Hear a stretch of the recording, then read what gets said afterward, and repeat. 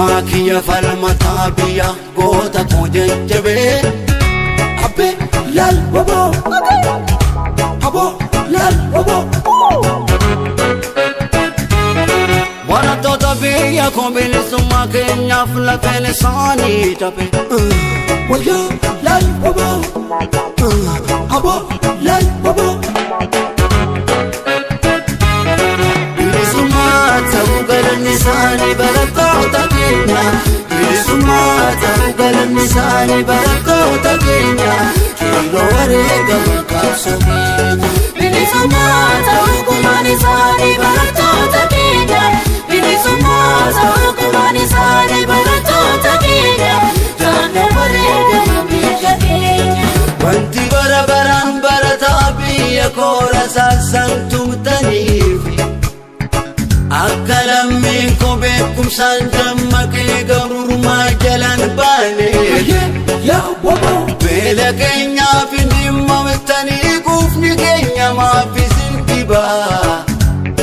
Mirga namummaa keenya nu sarbitanii yoo dubbanne maaffisin dhibaa Dhiigni qulqulluun dhangala'ee magaalaa Finfinnee walakkaan odaa biqilche Arguuf jiraannaa waliinu seerri baagada addunyaa bulche Yaa wabo Kaleessa kophaa turtanii Yaa wabo Saba keessaniin wal quunnamuuf baay'ee rakkattanii Sabaan wal quunnamuuf galanni kan waaqaa Abdaaduu saba kee yaa wabo Itti fufi qabsooka Sabaan wal quunnamuuf galanni kan waaqaa Abdaaduu kayroo kee yaa wabo Itti fufi qabsooka Falmakiya falmataa biya goota koo jajjabe Abbe lal wabo Abo lal wabo Wanatoota biyya koo bilisummaa keenyaaf lafeen isaanii tape Wayya lal wabo Abo lal wabo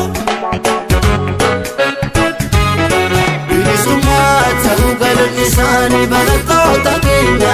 Bilisummaa ta'uu galanni isaanii barattoota keenya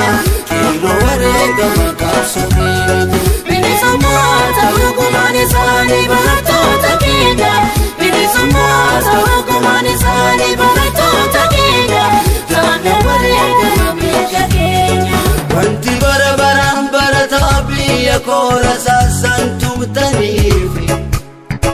Akka lammii koo beekumsaan dammaqee gabrummaa jalaan baane Beela keenyaaf dhimma bitanii quufni keenya maaffisin dhibaa Mirga namummaa keenya nu sarbitanii yoo dubbanne maaffisin dhibaa Dhiigni qulqulluun dhangala'ee magaalaa Finfinnee walakkaan odaa biqilche Arguuf jiraannaa waliinu seerri baagada addunyaa bulche Yaa wabo Kaleessa kophaa turtanii Yaa wabo Saba keessaniin wal quunnamuuf baay'ee rakkattanii Sabaan wal quunnamuuf galanni kan waaqaa Abdaaduu saba kee yaa wabo Itti fufi qabsooka Sabaan wal quunnamuuf galanni kan waaqaa Abdaaduu kayroo kee yaa wabo Itti fufi qabsooka Bilisummaa ta'uu galanni isaanii barattoota keenya Bilisummaa ta'uu galanni isaanii barattoota keenya Kiiloo wareegama qabsoo keenya Bilisummaa ta'uu gumaan isaanii barattoota keenya Bilisummaa ta'uu gumaan isaanii barattoota keenya Kiiloo wareegama biyya keenya Bilisummaa ta'uu galanni isaanii barattoota keenya Bilisummaa ta'uu galanni isaanii barattoota keenya